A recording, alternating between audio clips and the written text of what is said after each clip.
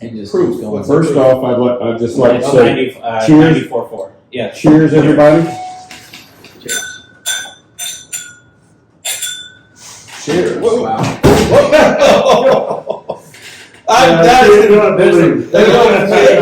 Wow. And for the record, that is before even a drop. Not even a drop. Yeah. I think he spilled one drop, but he lifted off his hand. I think we're going to have to invest on brakes for you on your office chair. I'm telling you. The You okay? Yeah. Okay. I can't believe he cut the glass up. You two relax. I will tell you that It's was on video. I will tell you that was a podcast first for me. That's a podcast first for me. Well, actually on the podcast, but my wife did that at Bardstown Bourbon Company a couple years ago. We weren't recording. She went to sit down and the chair went flying. Luckily, she was all right, and hopefully he's going to be all I right. think I I pulled whatever this is over the side of your stomach. I'm going to hear about this Yes, for a you are. long time. We need to get T-shirts, Mike. Yeah. That's worse than falling off the bus. Yeah, he took a dive off the bus. So we were doing the tour the first year, and we pull up to preservation, right? Mhm. And for some reason, I got it in my head I wanted to be the first one off the bus, and so I got up, and as I was going forward, I took the first step, and there was not a second step, and I went flying head first like Superman off the bus. Now the only thing I did is hurt I scraped up, but if you know preservation's parking lot, it's like white gravel. Yeah. And I went just straight. So I've never lived that down, but he's Nor just. should you. And now you got something on video. Now we have This is Alan Bishop, head alchemist at Spirits of French Lick. Be on the lookout for a brand new bottled and bond Solomon Scott rye whiskey. Made from a mash composed of 65% rye, 35% corn, and 5% victory malt. This 5-year-old 100 proof rye whiskey is a throwback to early 1800s style rye whiskeys of the Ohio Valley. Named after the legendary Daisy Spring Mill distillery owner turned moonshiner Solomon Scott of Paoli, Indiana. Remember, drink responsibly and never drink and drive.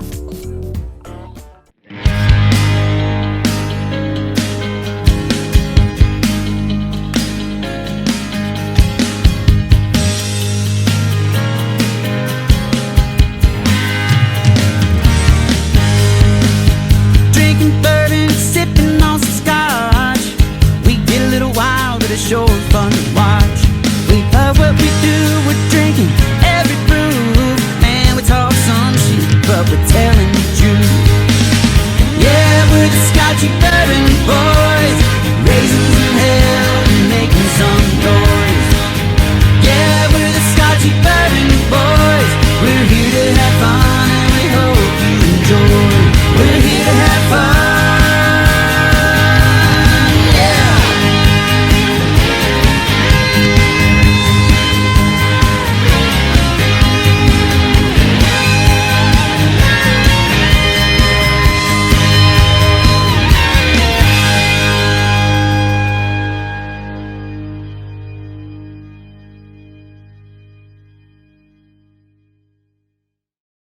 Right. Yeah. Woo. Yeah.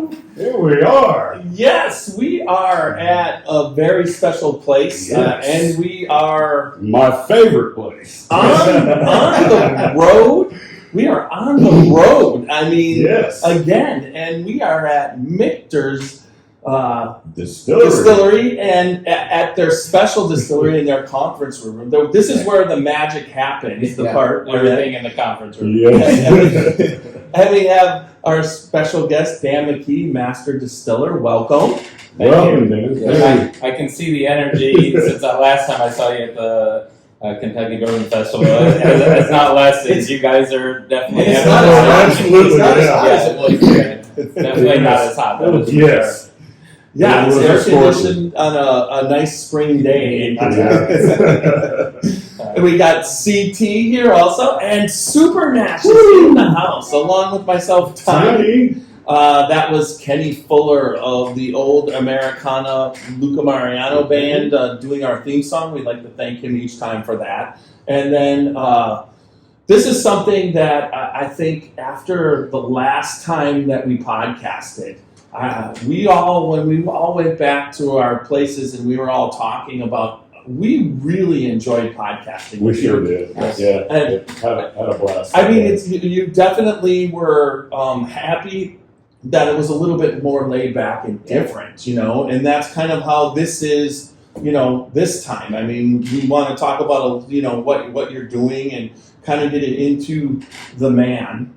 Well, I might have been a little more relaxed then, but these things still make me nervous. So, well, honestly, there's nothing to be nervous about. I mean, we're just us. You're just here. Well, I love the fact that you came here and then we're like, well, I wouldn't mind trying this and this because we've got some beautiful whiskeys to try today, but kind of in no random order because you guys picked some ones that you wanted to try. So, Nice. But excited to share that with you too today. Wow. Yeah, well, and that's very exciting because when you did ask. I wasn't going to let them know that. and for me, as far as a rye drinker, I really think Michters and because Super Nash was such a huge fan of your brand. Sure. And we're of the same thing. We like to taste good whiskey, and there's no doubt things are happening. But you can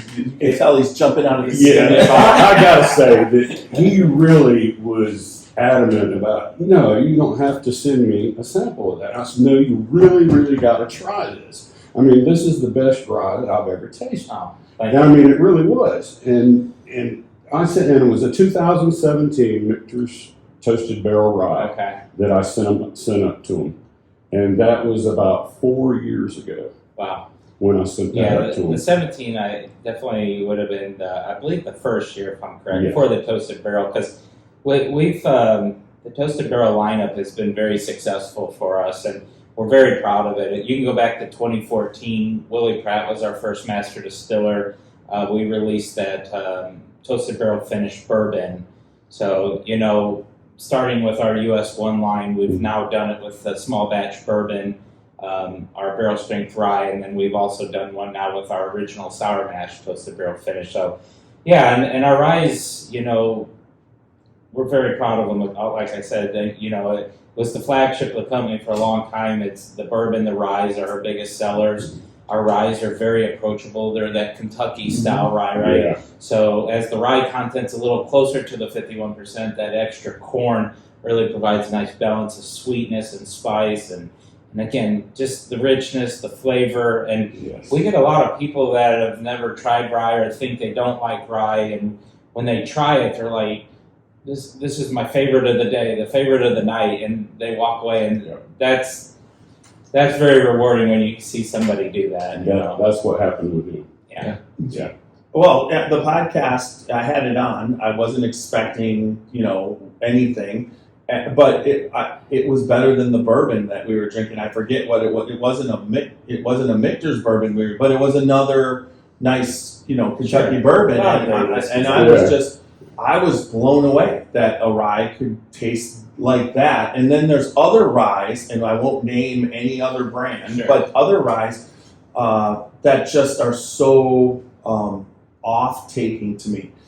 When it comes to bourbon, I never had to work. I always said there wasn't bad bourbon, there was better bourbons. Now, I've done this for 4 years now, and there are some, what would you say, on the verge of medicinal tasting bourbon, off-taking. But for the most part, I never had to work to find a bourbon that I liked. Whereas with the rye, I had to work through, and there are a lot out there. So I've talked to a bunch of master distillers, and now I'm talking to you. Sure. Well, one of the things, when you're tasting through, if you found this, let me know. But there's sometimes when you're tasting the barrels that there's almost like two profiles, and it changes as the barrels. Like you might taste it 1 month while you guys are tasting through, and it has that dill kind of celery. I call it celery, kind of. That's what I don't like. And I've even picked up formaldehyde and some really off-tasting flavors. But then the next month, or 2 months later, it's got the mint chocolate, and then it can switch back and forth. Have you found that it's something like that when you're tasting through, that it can do that? Not to the extent of what you're speaking about, like especially with some of those tasting notes that you've had there.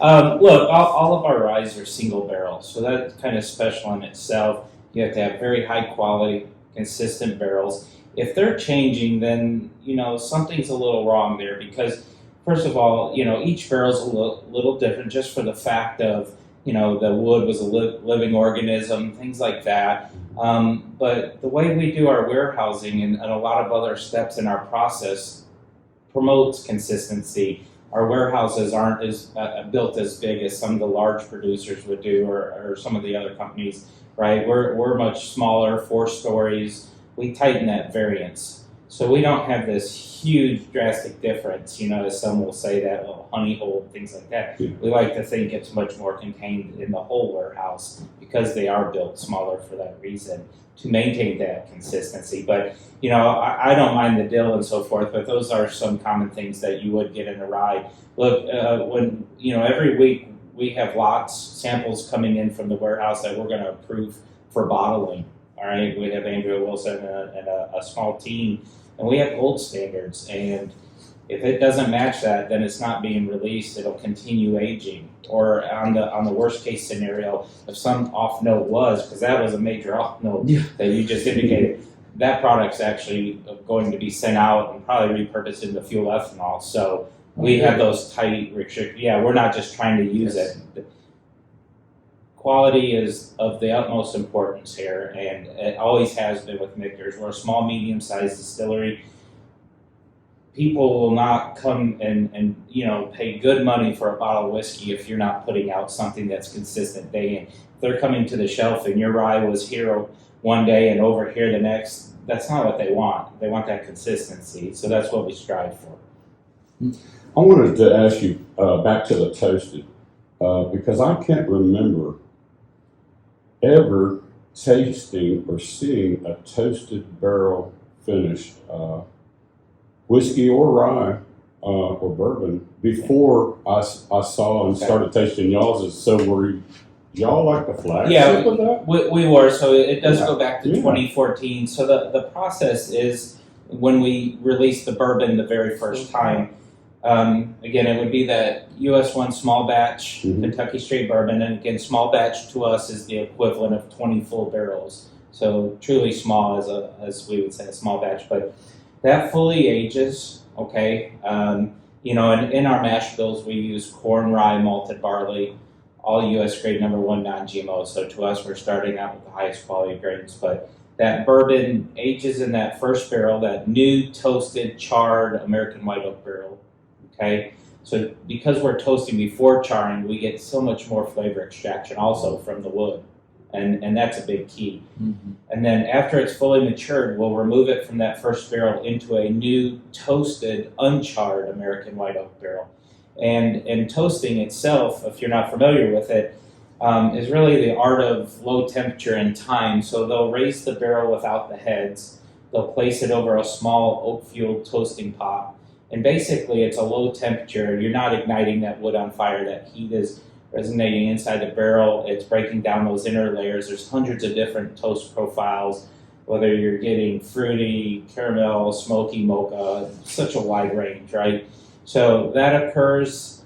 And then if it was our first used barrel, then we'd come in with a well-balanced char. Well, with the toasted barrel finish, we're going to use a new toasted, uncharred American white oak barrel. So fully aged in that new toasted charred barrel, and then finished in a new toasted uncharred American white oak barrel. And that's what's creating, like with the rye here, you probably experience some really nice brown sugars, green brulee-esque type notes, toasted campfire. There's a salinity to this one. That's the thing I think in toasted, is that your toasted tastes, to me, the good side of it, where you get the toasted marshmallow, the sweetness, and then I'll drink somebody else's toasted, and it tastes like burnt wood. Tastes like a cinder out of the, and I think that's because they overdo the barrel. So yeah, definitely the toasted are awesome. Thank you. Yes, Yeah, oh, yes. definitely. And then, so to be specific, correct, that toasting is actually considered when it comes to bourbon charring. So it's still, or it will still, no? No, it's two separate. So it would actually change it to a finished toasted barrel instead So, of it yeah. not actually being Yeah, bourbon. so that's why on the label you'll see we'll always put a toasted barrel finish that calls that out. Okay. So it would have, again for us in that new toasted charred Mhm. American white oak, and then finished in the toasted barrel. Yep. Well, it's just personally, toasting should be equivalent to charring. So. Yeah. But that might be why the Yeah. flavor profile is. But it's so different though, because Yeah. if you think Yeah. about different cooperages have their own techniques, but it can be a long process, that the toasting, and again depending on the toast profile, that recipe, whether it's 45 minutes long or an hour and a half long with differing degrees of heat, and so with the char, you guys have all seen that, right? The Yeah. big fire for let's say 45 seconds, a minute, whatever, giving you different char levels, but essentially you're creating that char level, you're caramelizing those sugars, but it only goes so far into the wood. And that's why when you look at a barrel stave for us, you're going to see that red line so much more pronounced into the wood, farther deeper in. And so as that whiskey's penetrating each year during, multiple cycles per year, when that whiskey enters into the capillaries of wood and then extracts back out, there's a lot of flavor extraction. Mhm. Yeah. Okay. So before we get into tasting, Sure. so one thing that I've noticed as you guys are growing, so initially, especially in the state of Ohio, which is like we talked about, is a control state, we weren't seeing the bourbon and the rye consistently on the shelf. Now, 2023. It is a staple on the shelf. It used to be we would see an allocation, whatever, but now it's there on the shelf. People can get it. I always talk about how there it is. I mean, and then you also there for a while. I think you were at $49.99, and now you're at $44.99. And it's been that's the state of Ohio. It could be a bunch of things. Sure. But so now what's really fun going, if I'm running low on Michters bourbon, not only do I go there and it's there, which is great, and then it's meeting the demand, and then also it's cheaper, so I'm like happy walking out the door. So talk about how you guys have come up, since at one point and now you're meeting the demand with your product, where when you go to a liquor store, you're there. Sure. Well, let me go back a little bit just for everyone to know a little bit of Michters' history, and then how we were a Pennsylvania distillery, but now we're a Kentucky distillery. So it's really cool. We have a very rich history. It dates back to 1753 in Schaefferstown, Pennsylvania. John Schenk, a Swiss Mennonite farmer, began distilling rye whiskey. Of course, rye was that predominant crop. So when he had excess, he began distilling. By the mid-1800s, the distillery was sold to Abraham Baumbergers. So if you ever see Shanks and Baumbergers in our lineup, that's part of our legacy series, paying homage to that, to those two distilleries. And it's really cool because those two products are outside that Michters house style. We always talk about a whiskey that's very rich, well-balanced, nice warm mouth feel, and ultimately very smooth. That's what we're looking for, whether it's a bourbon, a rye, and so forth. And we play around each year. They're a little different. We haven't settled in on an exact recipe. You'll see the vintage on the labels. So it's just a lot of fun, great whiskey. So Baumbergers would have gone up to Prohibition, would have closed in 1919 like most distilleries once it reopened. By the 1950s, a gentleman named Lou Foreman eventually became the owner, renaming the distillery after parts of his two sons' names, Michael and Peter. He combined them, and that's how we got Michters. By 1989, though, the American whiskey industry was struggling. It was really at an all-time low.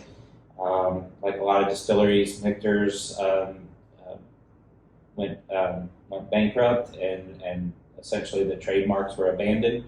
And then that's where Joe Malioco, our president, and we're privately held. Chatham Imports is our parent company, but we're privately held with no outside investors. Joe was very familiar with the brand. He, in the late 70s, used to sell these little King Tut miniatures, and so he was familiar with it. So he embarked on a journey of acquiring the trademarks. He worked with one of his really good friends and mentors, Richard Dick Newman, which at that time would have been CEO of Austin Nichols, Wild Turkey, used to run the Old Crow Taylor Distillery, so lots of experience. And he had recommended to Joe that, hey, Pennsylvania is a great place to make whiskey, but, if you resurrect the brand to Kentucky, there's just more resources. Natural, there's distillers, people like Andrea Wilson with the maturing side of the business, but also people that understood, regulations and shipping and so forth. So there's just a much larger base to pull from. So, personally, thankfully he did come to Kentucky, obviously, right? Yeah. And so that started the journey for Kentucky. So phase one in the 90s, they went around to other distilleries in Kentucky and were purchasing matured barrels they wanted to emulate. Remember, those barrels were starting to age now because of the slowdown in the industry. So they were really able to get a lot of nice barrels. And then early 2000s, still without the financial resources, they went to another distillery here in Kentucky that had capacity, took our mash bill yeast and so forth, and they produced for us. And then now, excitingly, phase 3 in 2012, they purchased a building here in Shively, which is essentially like a city within a city of Louisville. And that's where it began. We started processing and bottling the liquids.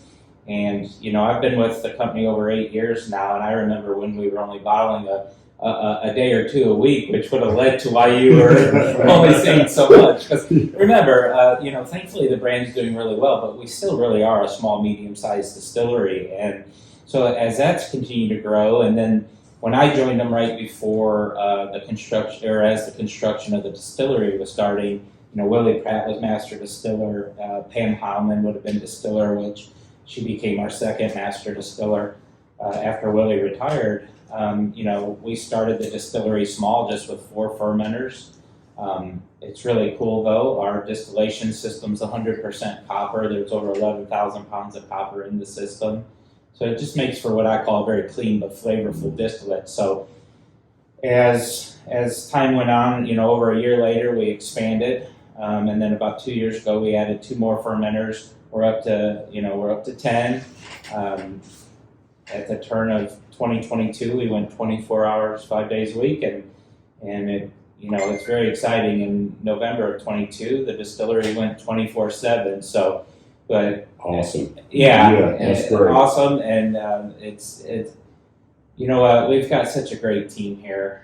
I get to talk in front of the microphone, but we have such a great team. I mean, Matt Bell, our distiller, vice president of production. There's so many of them. The team that Michters has put together, we have chemists, we have chemical engineers, mechanical, we have a person in the warehouse that has over 20 years of experience, not just rolling barrels, but managing and so forth. There's just such a big talent pool here.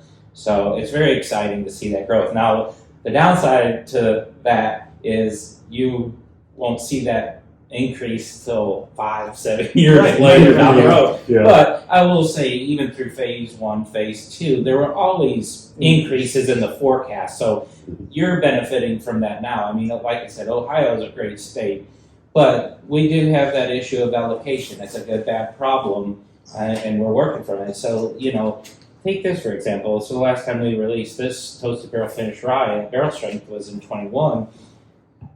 You have to take away from our US1 single barrel rye, right, to make this product. So you have to be very thoughtful, because the last thing you want to do is make the shelf empty. Yeah, right? short one to make the other. So that upsets people, just as much when they go to expect to grab the single barrel rye and it's not there. So you have to balance it. We're not a flavor of the month company, so we're very happy and we're okay that not every SKU gets released each year. We're okay with that. Yeah, that's I think we all will agree that what you guys are doing and how you've been doing it, we can't have complaints. I'll just say that it's a huge challenge to our sales team because, whether we're in all 50 states or 66 countries, I think at this moment, you have to balance that. In some places, get, a little more, a little less, things like that. And it's a huge task. Mm-hmm.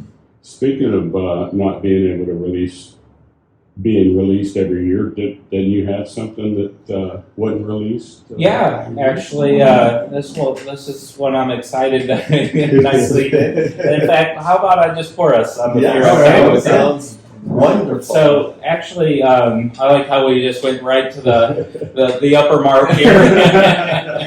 Well, you didn't go exclusive. You didn't go celebration. Yeah. So let's see if I can talk and actually pour at the same time. But so this one is our 10-year-old single barrel Kentucky straight bourbon.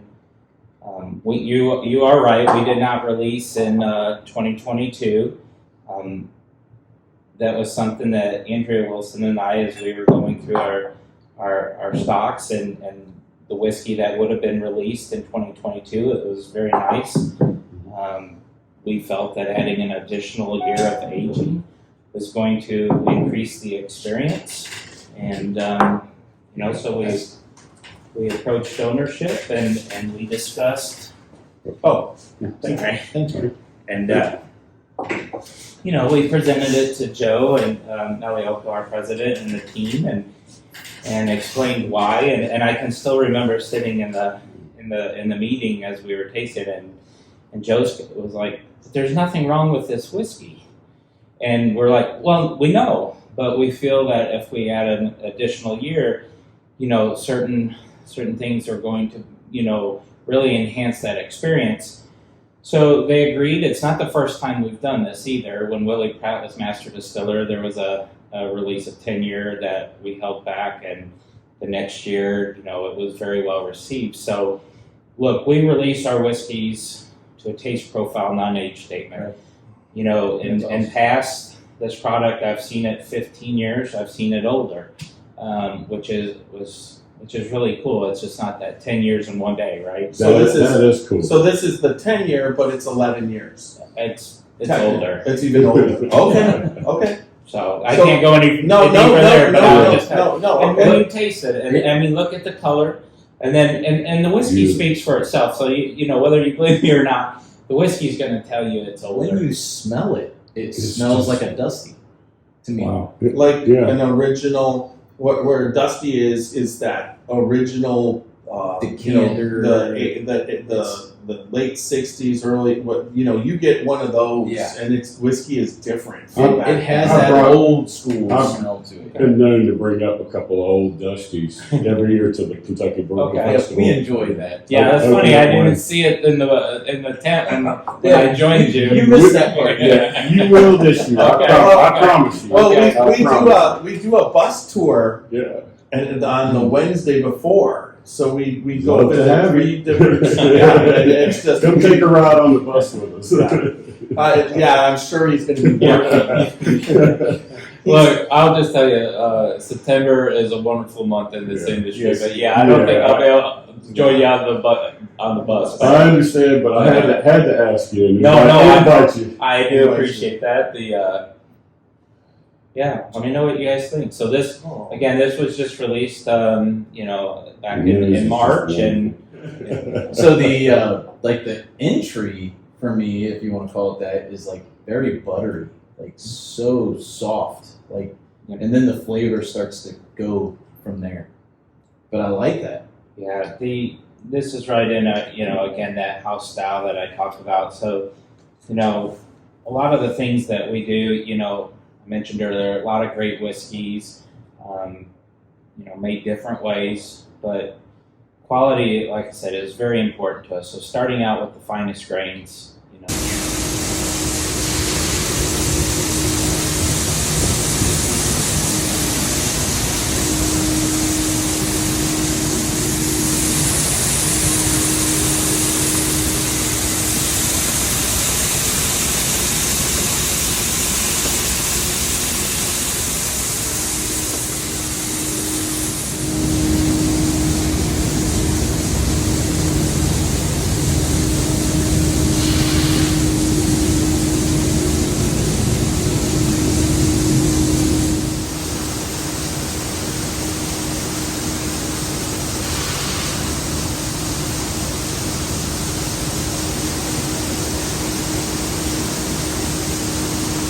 out there says cost me damn, so they will always want the highest grade of what we are going to have. The distillation system built by Vendome, which, you know, they're known worldwide for their quality craftsmanship. Yes. Right out of Louisville. So we're very fortunate to have a partnership with them.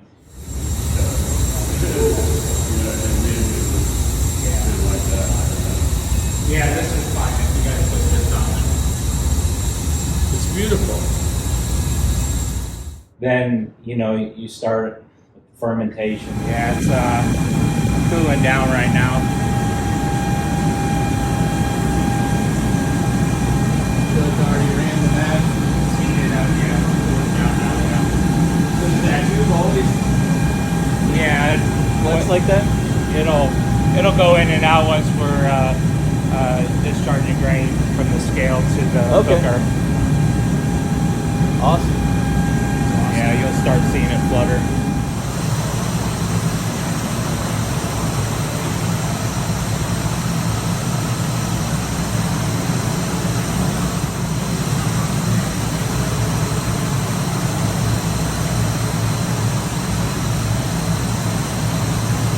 Pennsylvania Distillery.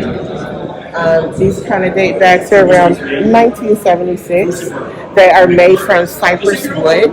That is a protected species underneath the federal government. It could no longer be confiscated to make furniture. So, literally, this is on 24 hours in. This is where we're at. So that CO2 is those bubbles escaping. That yeast is getting in there. And then the maturation. And, you know, I'll speak a little bit about, you know, first of all our products are either going to be a small batch, as I mentioned, equivalent of 20 full barrels, or it's going to be a single barrel product. So, again, either which way, you have to have very high quality, consistent barrels.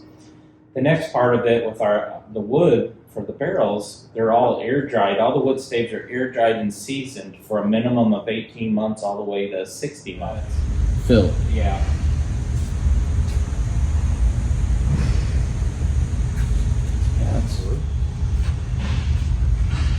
Especially the artistic side, I'm sure for Jeff gets pretty exciting.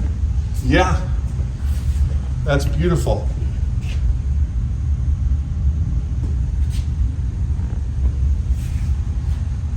Yeah, thanks for letting us be able to do this. Michters commemorative barrels.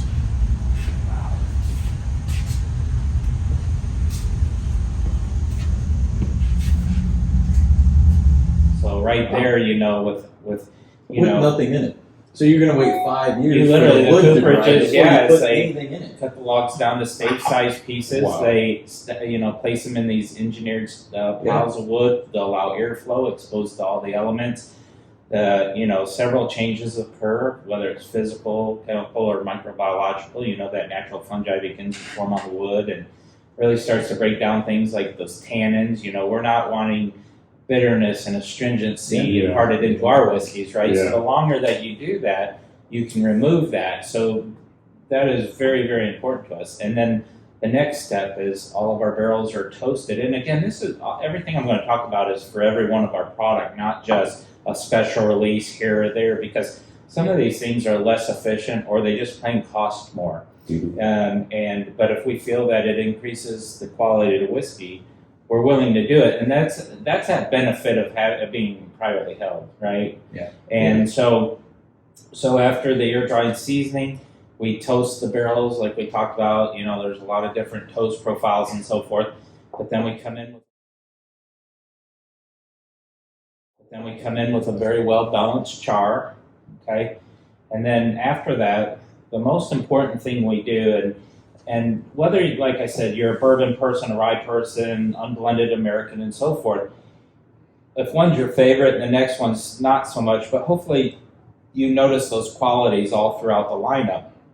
So the most important thing that we do, we actually enter our distillate into the barrel at a very low 103 barrel entry proof. Great flavor. I don't think we knew that till we talked to Dan today, and we've talked to Dan before. I don't think we understood that until today, and that's a big difference. It is. And I mean, it costs a lot of money. And we know more of industry standard and regulation says 125 is the maximum barrel entry proof. So we go all the way down to 103. So at the time of barreling, we're adding more water to bring that distillate proof down to 103 right, enter it into the barrels. And the reason it's more costly, though, it makes us use more barrels with the additional water and also build more warehouses. But if you think about this after the aging process, we come out around 110, 112. Okay, you'll get a little less or a little higher depending. But at that point, if we're going to 91.4 like our bourbon, someone that went in 125 may come out 135 or a little more, actually. And that's 50% more water at bottling time that had no benefits of the maturing process. And that's why our whiskeys are very rich and well balanced. But we pay for it. But, you know, well, like you said, you, at the beginning stages, you have to barrel it. They don't have to barrel it at the end because they're just adding water to it as it's getting blended. Yeah. It's going in a tank. But that's,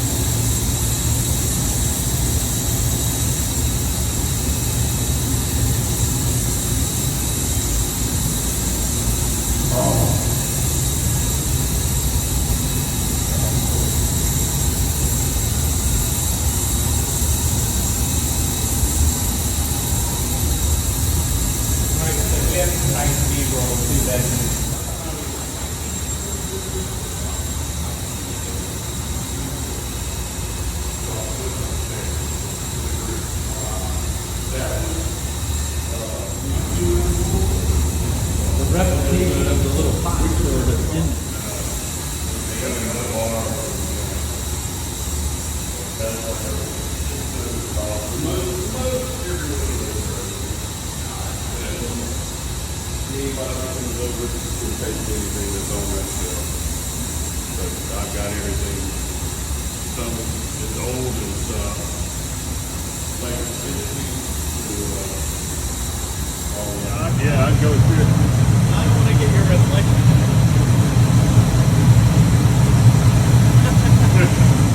And it's not aging with the whiskey. exactly. No. I mean, Do we need another distraction?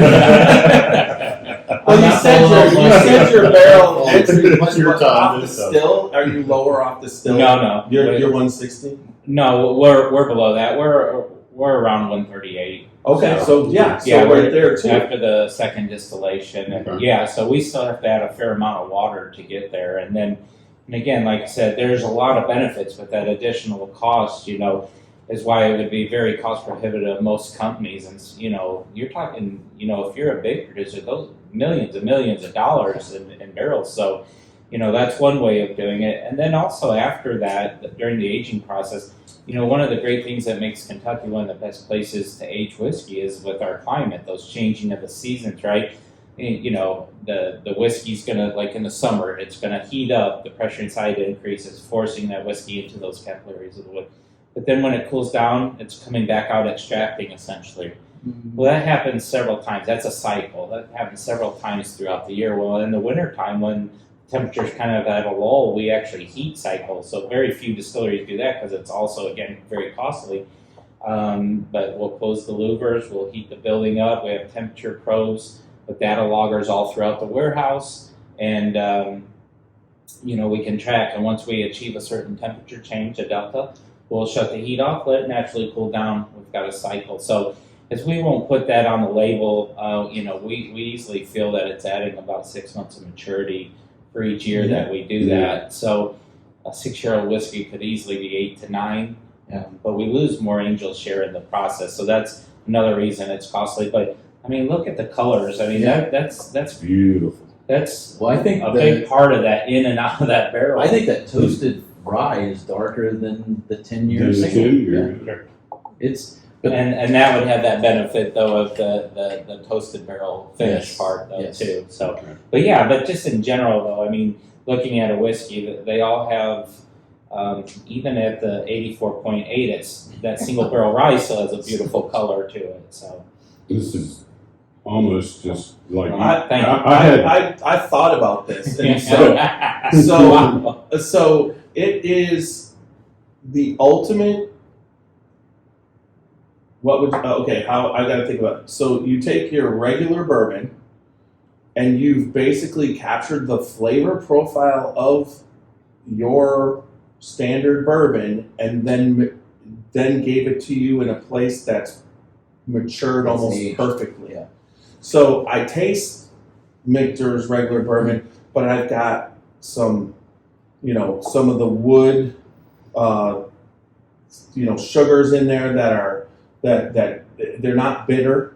You get that. And so I feel like it's like you've taken your product and matured it on a level that has taken it to that level of a mature, further matured the bourbon without Tannins. running off someplace. It's not overly oaked. It's not sweeter.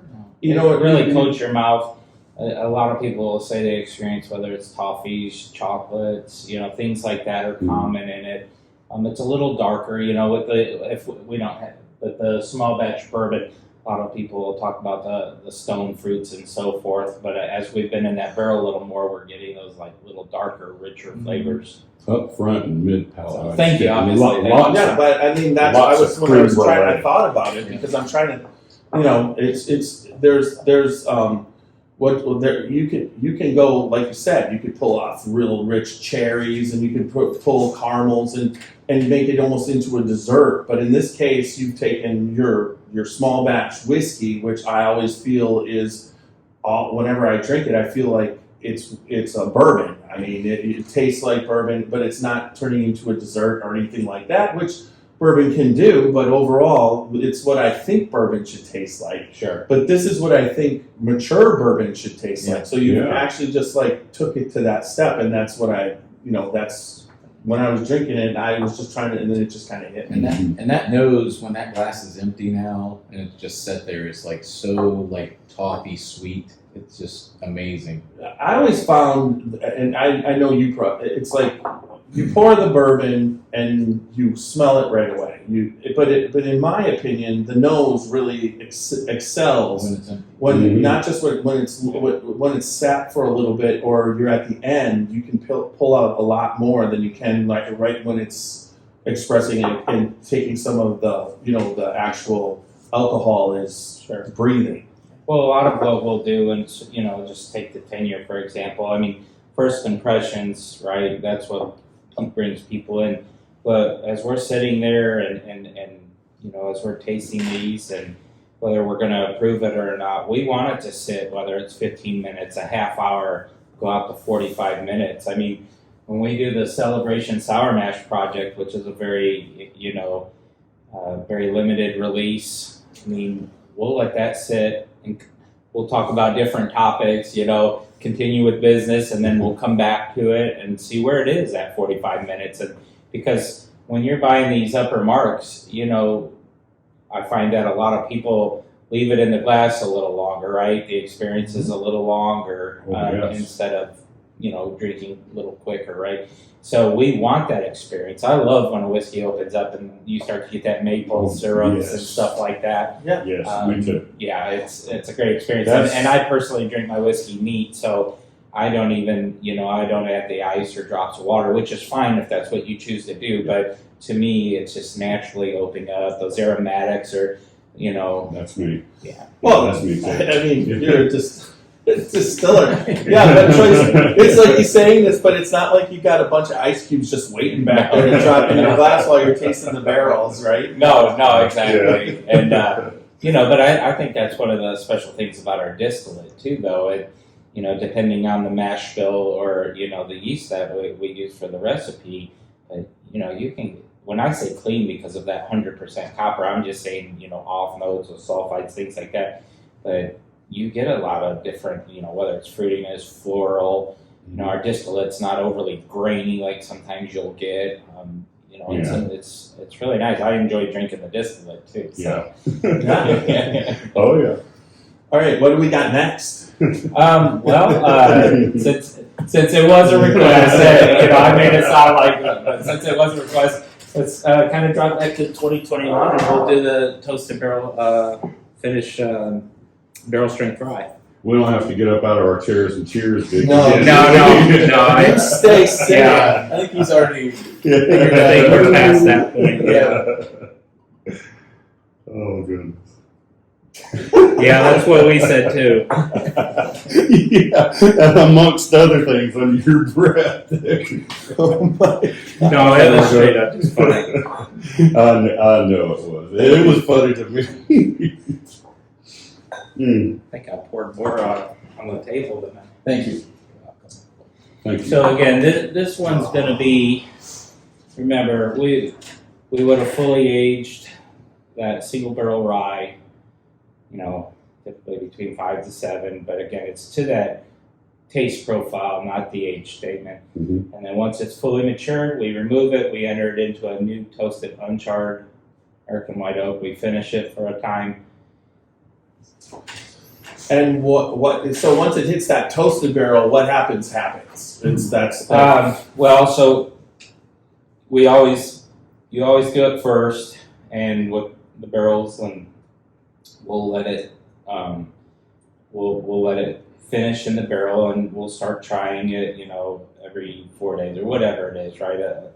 And when you do this, it doesn't take very long. Can't obviously tell you how long, but I can just tell you that toasting, that wood, right? It really opens it up, and it allows for a lot of extraction, and it's really interesting. When you really dive deep and examine the whiskey, you can see changes just in one day to the next. So we're going to continue. We even let it go farther just to see what that experience is going to be. But as a team, we work towards what represents our toasted profile and is going to bring the most enjoyment, that best experience to the consumer. So, and then we lock in, and then we can go full scale. So. Yeah, there's a lot of testing and a lot of tasting, and so the toasted series, they're not just done by just a set amount of months. It's all done just by tasting until you all decide the like maturity. the first time we've released it, Mm-hmm. take the 2019 Toasted Barrel Finish Original Sour Mash Whiskey. Mm-hmm. We actually, the second time we did that, which was last year, we actually adjusted the toast profile to bring out a little bit more characteristics. Certain things were intensified a little more with that toast profile. We didn't just sit on those laurels. We were like, no, I think we learned from that, and I think, so this second time around with our original sour mash, we saw a lot more positivity and a lot of great responses and so forth. So we're always, with everything, we're looking like if we need to, but if we can improve it. But we did change the toast profile a little bit. When they were asking why this whiskey's good, why are we letting it age another year? Did you put aside where it was, just a little bit of a couple samples where it was, so you could see where you came from, or did you actually just leave it all in the dust? No, we know where we were, where we're at. Oh, okay. So for sure. Okay, I didn't. It's a great question. I mean, because you have to learn. I mean, you're sitting with already a great whiskey that could have been released, and we fully believe that it would have been well received. But to go to ownership and say, hey, can we put another year on it to enhance a little more character? I think the mouthfeel is even better, so forth. It's a big risk. You think about it.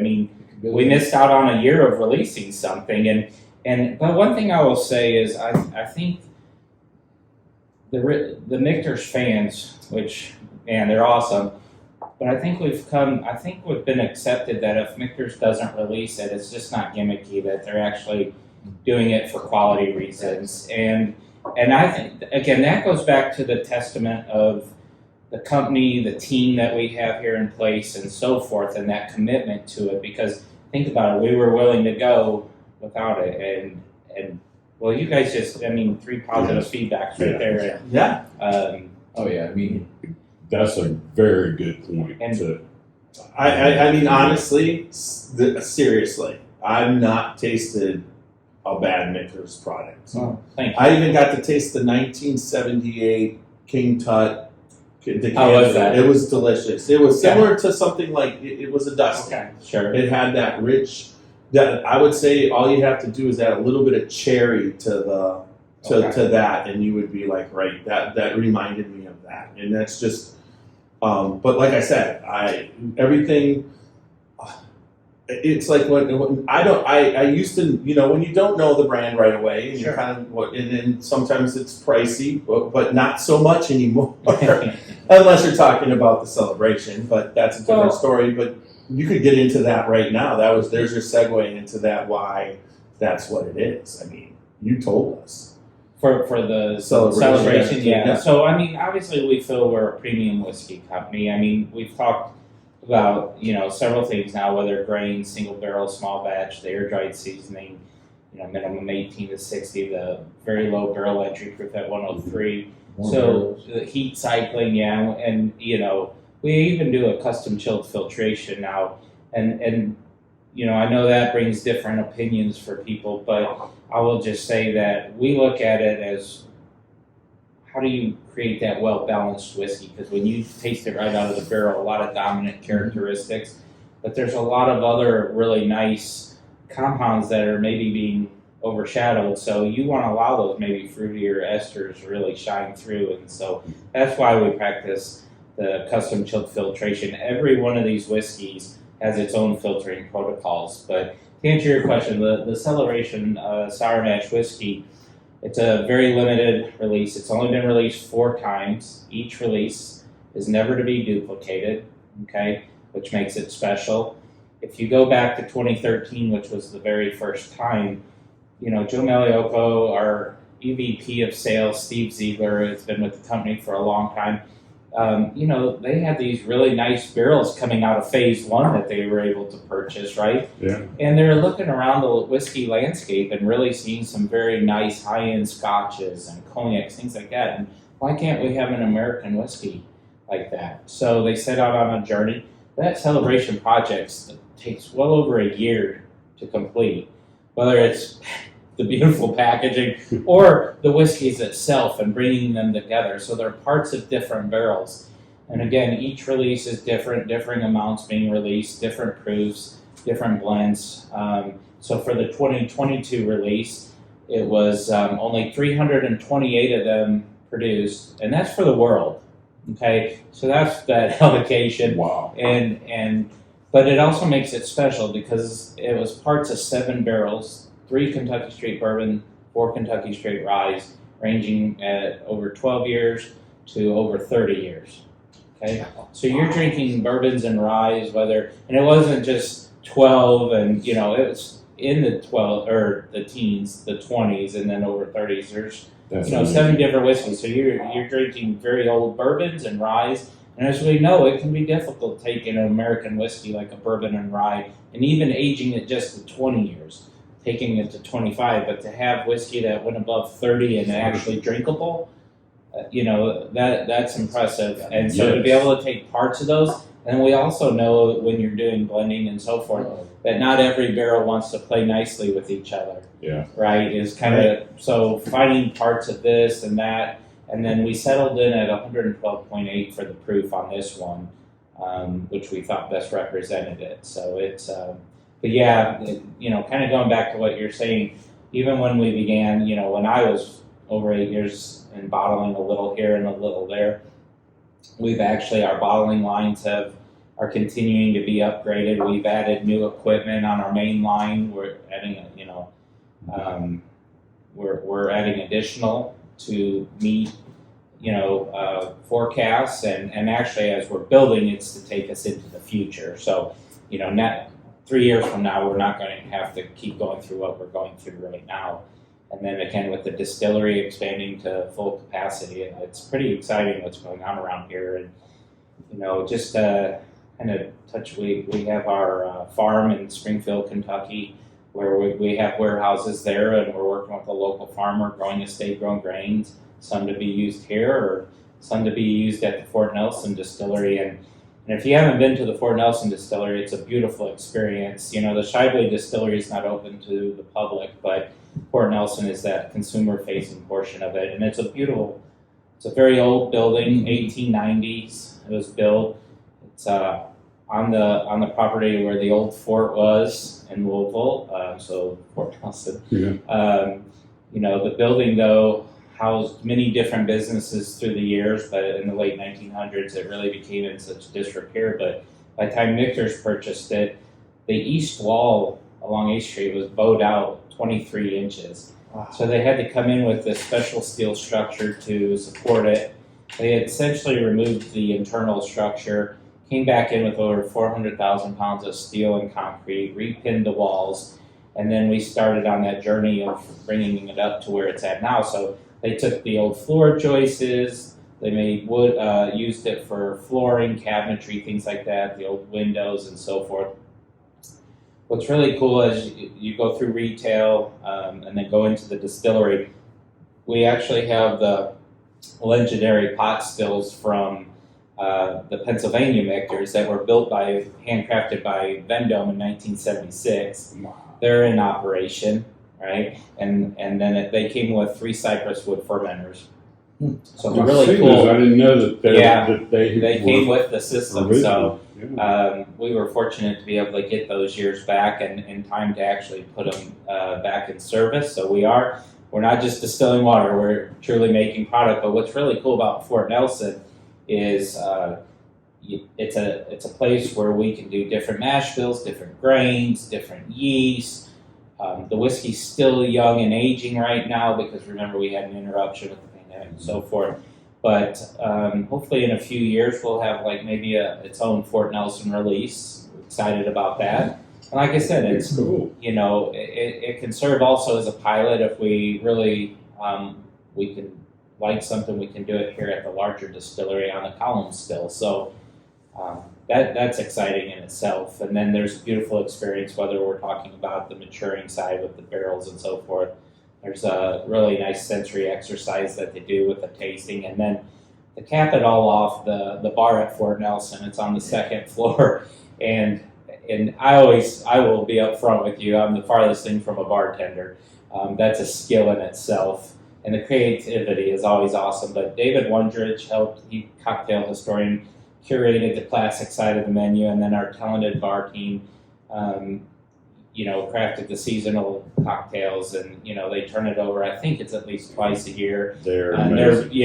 They're amazing cocktails, Yes, and there's something yes. for everybody. It's not just same thing over and over with different, And we want it to be a world-class cocktail experience. That was the goal. We've had fellowships where we have had very talented bartenders come from overseas, and we love inviting the hospitality and the bartender community to Fort Nelson and have them, meet and see other things that are going on around the world. It's very exciting. So there's one other thing that's at the Fort Nelson Distillery that you didn't mention that's pretty unique.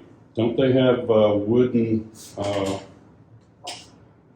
fermenters? Yeah, the cypress wood Yeah, fermenters. cypress wooden fermenters that are there. Which is really cool. You don't hardly ever see those at any. Yeah, and that's a place. unique fermentation in itself. Yeah, definitely. And the distillate that we're making down there, it's beautiful, and I'm very excited to see where in a few years where it ends. Well, that is exciting when you do like I know that whole Whiskey Row down there, and they have it's Evan Williams. Everybody has their separate thing that's happening there. And now, do you go there from time to time? Are you part of that distilling process? Yeah, Fort Nelson. Yeah, so I oversee both of it, and then but this is like I said. We also again it goes back to that team. So Matt Bell, he's been distilling now 16 years, and he's had a lot of pot still experience that he brought to the team. And Jordan Hamilton, our distillery supervisor down there, they're doing great jobs. But yeah, I go down there. The bulk of the time is here at the main distillery, but again, we have a great team. But the other thing I want to mention, everything that we're doing down there is adhering to the same quality standards that we're doing here at Shively. So as that distillate's being made, we're still doing QC on it and so forth. Well, I've tasted a lot of column still White Dog and pot still White Dog, and they are different. It's different. What you can do with the pot still on those, it's a shorter run, it's an individual run, and column still, that's a skill in itself. There's no doubt, but it's got to be fun for you because, a breakup of, they're technically really two different processes. It's a lot of fun down there. Again, and having ownership support you and being able to try different recipes and, well, we want to try this. Well, let's just try a few runs of it and then maybe a larger run, is how so we can get some test distillate. If the team agrees that it's worth moving forward, then we'll run a longer run of them. So, yeah, it's a lot of fun down there.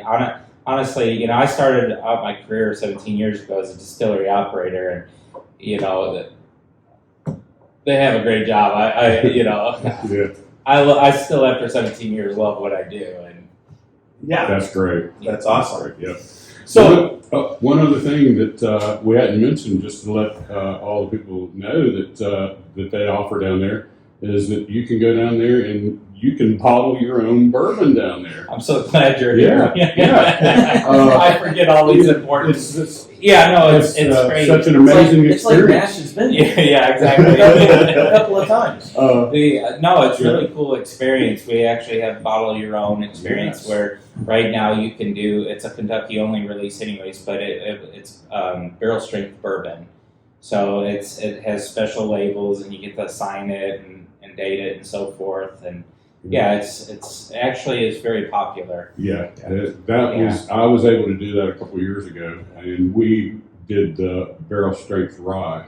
When we did. We used to do the rye, and now we have bourbon right now. But you can go online. So if you're interested in a tour, they offer 3 different kind of tour levels, and we have. Another great thing that we do, our distillery associates that do the tours, they actually, when they join the team, they'll come to the Shively Distillery and work through the departments so that they can see things firsthand and get the experience and actually truly talk about it. We don't just give them a script, which I think really adds to that experience that people would enjoy on the tour. That the operators are actually seeing how it's being made and seeing how it's aging, processed, and then gets to bottling. So that's something I think is special that we do. And then, like you said, you can go online. There's different elevated tours, and then we have the beautiful bar at Fort Nelson for anyone to enjoy. And one other reason that to go down there. Start writing these down. Another reason to go down there is hey Nash. From time to time during the day, they offer special releases at package deals sometimes, or special bomb burgers. In a nice To shake. Well, sometimes you can get the limited release rye. Yeah. Sometimes you can get the limited release bourbon, or the sour mash, limited release toasted barrel sour mash. You definitely explained that better than I did, because I'm actually here working when this is occurring, because everyone's like, when are they? And I go, I really don't know. And it's random. It'll be a this is one thing that I love, because it used to be people would line up in the middle of the night. You're here right now, and there's a special release bomb burgers that we can get to. Yeah. I forgot to tell you, when you guys got here, they were putting a big run of that on there. No. And I was going to run down there this morning when I got in from the airport. Well, I mean, we've touched, but let's talk about the special release bomb burgers. I mean, sure. Yeah, and you want to try it? Yes, I do, obviously. Wow. Yeah, this one is very nice. It's I mentioned we do the shanks and then the bomb burgers. It's these whiskeys are outside that Michters house style. When y'all come out with these releases, the shanks and the bomb burgers, and I really love the shanks. Thanks. Well, I can say when he first introduced me to the shanks and the bomb burgers, he sent up the samples. You should have heard him talking about it. Well, I can only imagine. He probably drank about a third of the bottle already, and he's telling me all about how that bomb burgers and the shanks were, and he just talked giving them the history and all that. And then he's like, but then he goes, and believe it or not, it's made by Michters. Well, so this is the 2022 release of the Bomb Burgers. You know, back starting in 2018, we started to put the vintage on the label. They're very limited releases. This is a Kentucky straight bourbon at 108 proof. And what makes this unique in itself is that some of the bourbon was aged in our new toasted charred American white oak barrels. And then some of it was aged in a chinkapin oak, okay, which is a subspecies of American white oak. It doesn't grow as tall in nature. It's a little shorter, curvier in the base, branches, and so forth. So a little harder to actually log. But it really gives off some really nice fruity chocolate, even some little bit of spicy characteristics. I got a little floral too. Okay. Does it Definitely get the as you know, you always talk about the white oak holding together and less leakage. Yeah. But does it leak or is it No, the it's same? yeah. I mean, you know, when I listened to Andrea, because you know Andrea Wilson, our master of maturation. You know, I've been kind of just step back for a second. I've been very fortunate again in my career to work with people at Beam, you know, great people, and then Willie Pratt, our first master distiller. Of course, I worked under Pam Howman, our second master distiller at Beam, and here I had over 20 years experience, and then working with Andrea Wilson again with a lot of experience. She was inducted into the Kentucky Bourbon Hall of Fame last September. I mean, it's pretty amazing. Yes. So that, you know, she's a master chemical engineer, just lots of knowledge. So, you know, just listening and learning more about the woods and so forth, it is truly amazing. Well, it's cool to see, like at Kentucky Bourbon Festival, you guys were a team. Oh yeah. And it's you can tell you're a team, that you guys are very comfortable together. You have no, if you didn't know something, you were just like right there asking her the question. You guys were both at the booth. We You help guys each did other the- out 100%. But again, that's the beauty here. You know, no one person has to know it all. You know, you surround yourself with a very talented team, and that's how and why we've been successful.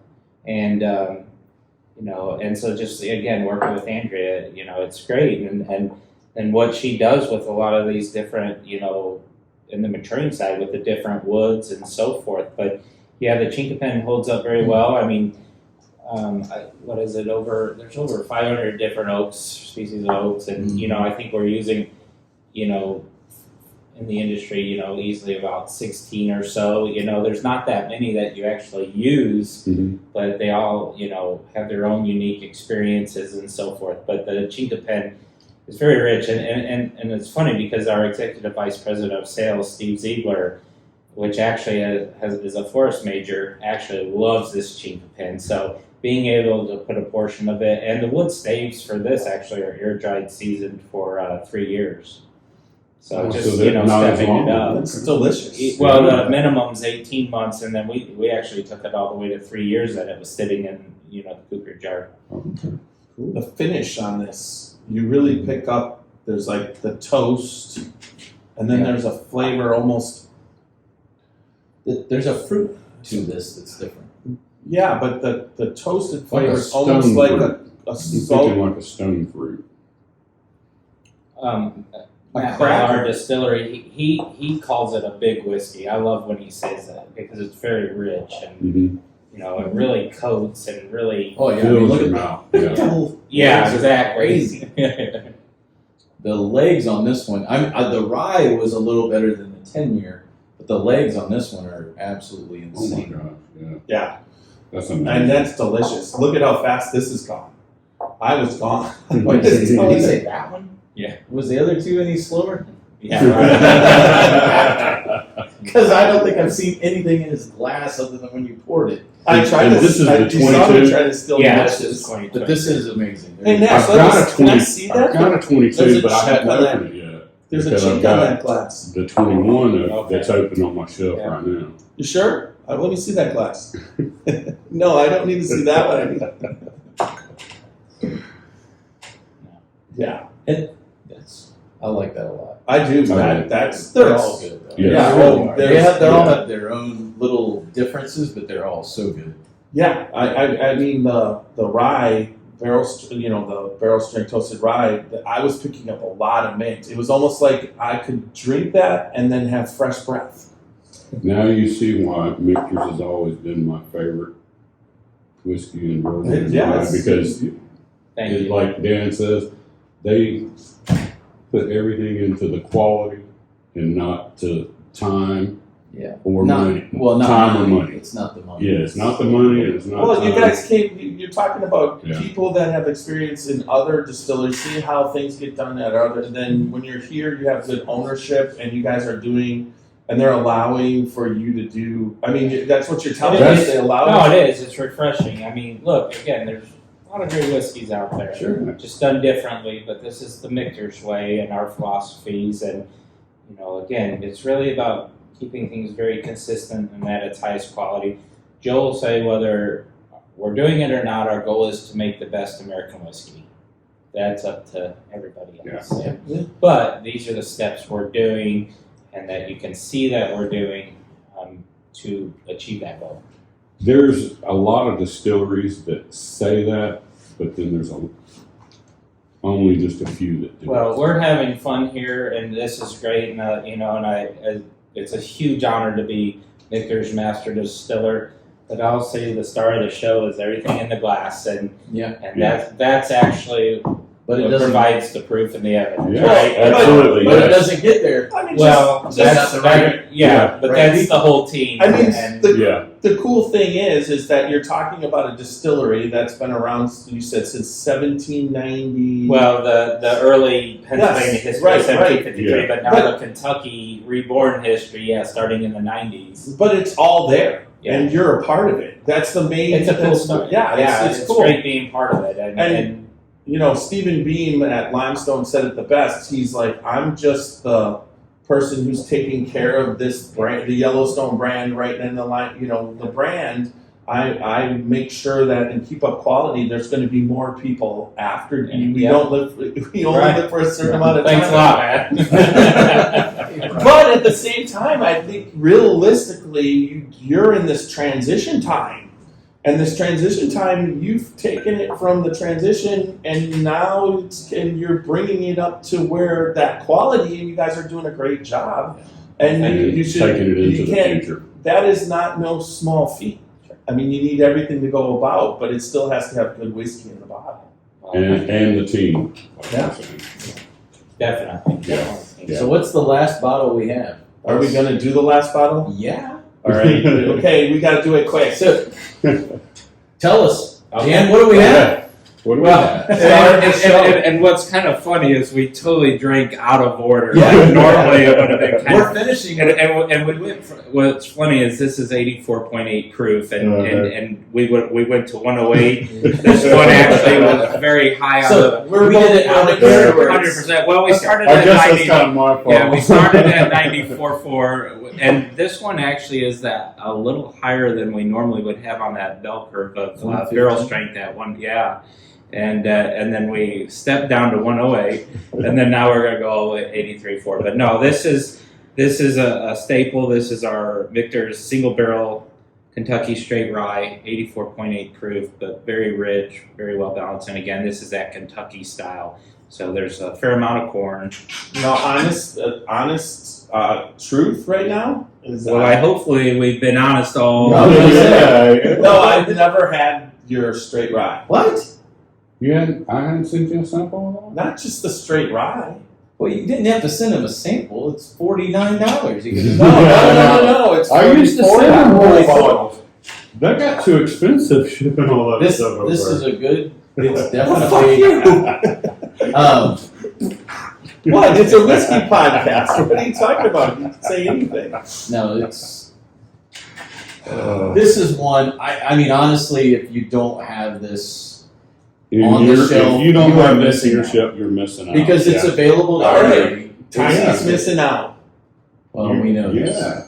I tell I'm you. missing out. What? You are missing out. Yeah, I am. I'm saying. We He's talk saying about that. this. No, honestly, because like I said, I love bourbons. You'll see I work why. hard on ryes, but as far as like usually the small batches, I mean, I've never tasted Elijah Craig's small batch. Sure. I love Wild Turkey rare breed, but I haven't even messed with the rye rare. You know what I mean? I'm not doing that often. So here we go. Cheers. Well, guys, first time. yeah, I just, for your first time. Cheers from over here. But you're not allowed to get out of the seat. But I do want to thank all of you for coming. Thanks for having us. Thanks for having us. This is a lot of fun. Thanks for your time. Yeah, and I hope to see you at the Kentucky Bourbon You Festival. You will, and I'll have a dusty for you. Yeah, that would be promise awesome. I promise. And again, thank you to everybody for supporting Michters, and we're very excited to continue sharing our whiskeys and bringing exciting things. 2023 has a very nice release schedule, so hopefully people will find that interesting. And again, I mean, we thank everybody from the beginning, from the farmers and everybody supplying to everybody afterwards, whether it's in sales, hospitality, the talented bar teams, restaurants, on premise, off premise. And we can't do it with all the partnerships. So it means a lot to us. So with that, guys, and your first time of trying our single barrel Kentucky. There we go. Cheers. Cheers. Oh my dear Lord, first time. I remember when I was a virgin. Yesterday. I want to tell you, thank you for making me look back to see if the chair was there. You're welcome. You're right. It should You be see, on- I didn't even raise. I wasn't doing it. There's nothing. There's nothing. It's just super It's easy super. to drink. It's like and that's like you said. What is it? 86. 84.8. 84.8. Yeah, 84.8. I will tell you, and this may be, I don't know, because I don't know you well enough to know if you're going to hate me for this. But one thing, but I love, Said I already What did kind of start right, right. yeah. But I love this bottle in an old fashioned because it works so well. No, I drink actually more of the rye than anything. Just it's a great go-to. That's what you're going to find at the house. When we go out, if we're at a place that that's making great cocktails, I'll always try what they're doing because that's just appreciation of the bar team, so forth. But if it's just like I sat down for dinner, old fashioned with rye for sure. Absolutely, it works so well. Yeah. Well, you'll have to make me one on this trip. Okay, I got to throw one more thing. Oh boy, what did we forget? Fort Nelson. Yeah, I was just going to Did they say. sell Girl Scout cookies there or something? Down at the Fort Nelson Distillery, if you go up to the bar, which is the best bar that I know of downtown. There's famous people there half the time too. It's the most best bar he said. I caught that, but I want to get second. You can. Lord knows what I've said all for the last hour or so. If you want to get the best old fashioned, go up there and you order the old fashioned with the barrel strength limited edition Michters Rye. And it's not on the menu. It's not on the menu, but I don't disagree. Yeah. With you. But you order it. I But understand it's not on the menu. because people But you get gotta mad order it because and you ask use for good it. bourbon or good rye in a old fashioned, and it elevates the cocktail. Yes, it does. Yeah. It does. But no one should get upset because part of the resurgence of the American whiskey industry with bourbons and ryes and so forth was because mixologists, bartenders were willing to take premium products and make cocktails out of it. Yes. So that was one of the things that actually has helped drive because quality of cocktails increased. And so that was the creativity of others. That's the beam training in you right there. Because they do that right there. They're always talking about even everything that they like. Every family member like whiskey sour. I mean, you're talking about Jim Beam's whiskey daughter. Jim Beam's daughter was using high end. It doesn't matter. Drink whiskey how you like it. Yes, that's 100%. it. With an egg or without. Oh, the egg was okay. I can't That's believe a whiskey they put a sour. raw A egg in traditional there, whiskey but- sour is a raw egg. I'm fine with it all. A raw egg is in a whiskey sour. We did. What was that called? Flipping the script. Flipping the script. Flipping the script. I survived. Well, we really turned up. Thank you for another classic Fort Nelson update there. I appreciate it. I definitely am going to have to go back and start writing these things down for the next podcast. Ash needs a new shirt. All right, everybody. I think that we covered it all. Thank you so much. Thank you. For your time, we really appreciate it. Really enjoyed this, and it was a little more technical than last time, and not as laid back. But we were all comfortable this time. Yeah. If anything, I think we got freezer birds. So. Yeah, we definitely didn't need any sweat towels. All right, everybody. Thank you. You're welcome. Thanks, CT and Super Nash, for Thanks, coming all the way Thanks, to Dan McKee. Louisville, and. We're the Scotchy Bourbon Boys, www.scotchybourbonboys.com for everything Scotchy Bourbon Boys. You can get a Glencairns and wonderful t-shirts like we're wearing today. And then also remember we're on Facebook, Instagram, YouTube, Twitter, and TikTok, and then all major podcast formats. Remember, like, listen, subscribe, and leave some good feedback. Everybody go out there, drink responsibly, but live dangerously. And go check out Michters Fort Nelson Distillery, downtown Louisville. 801 West Main Street. There you go. Little Steve. I didn't know that. Little Steve will take us out. You can add something to it there.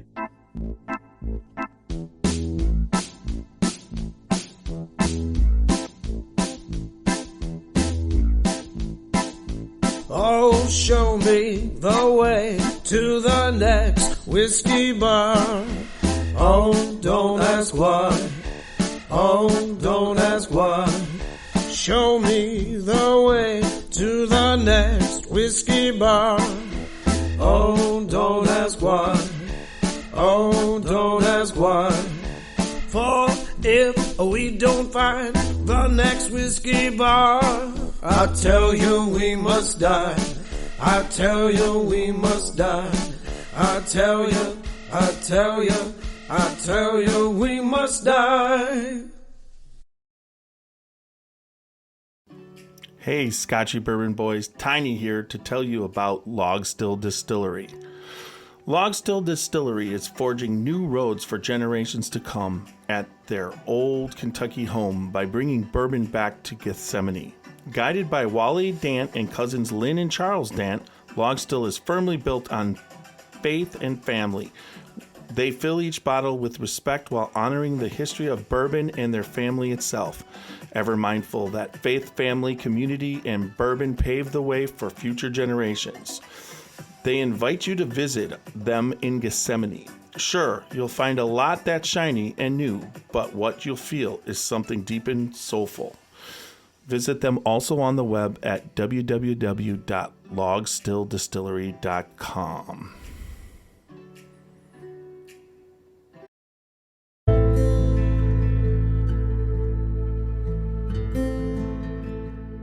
Hey, Scotchy Bourbon Boys fans, this is Alan Bishop, Indiana's alchemist of the Black Forest. So I'm tuning in here today to tell you all about the One Piece at a Time Distilling Institute channel on YouTube. If you're at all interested in the art of distilling, whether it be home distilling or professional distilling, and the intense geekery that goes into that process, then check out the One Piece at a Time Distilling Institute on YouTube. I promise you're going to learn something you didn't know before about the arts.